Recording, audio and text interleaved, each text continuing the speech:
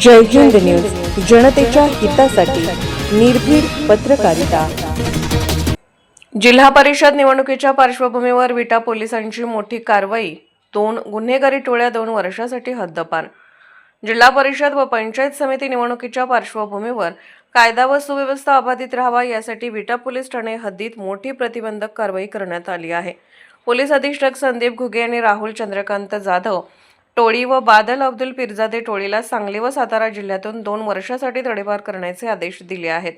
राहुल जाधव वय 36 व त्याचे साथीदार सागर चौथे, अभिषेक आधाटे आणि सुनील पवार यांच्या विरुद्ध 2015 ते 2025 या कालावधीत गंभीर स्वरूपाचे गुन्हे दाखल आहेत।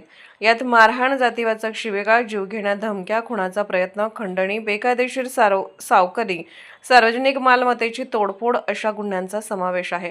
तसेच बादल पिरजादे वय 32 व प्रीतम शिंदे वय 21 यांच्यावर मोटरसायकल चोरी व अपायकारक औषधी द्रव्ये बाळगल्याचे गुन्हे नोंद आहेत। महाराष्ट्र पोलीस अधिनियम 1951च्या कलम 55 अन्वये विटा पोलिसांनी प्रस्ताव सादर केला होता। चौकशी अंती व सर्व बाबींचा विचार करून संबंधितांवर तडीपारीची कारवाई करण्यात आली। निवडणुका शांततेत पार पडाव्यात व गुन्हेगारी टोळ्यांचा प्रभाव कमी व्हावा यासाठी पोलिसांकडून पुढे कडक कारवाई सुरू राहणार असल्याचा इशाराही प्रशासनाने दिला आहे।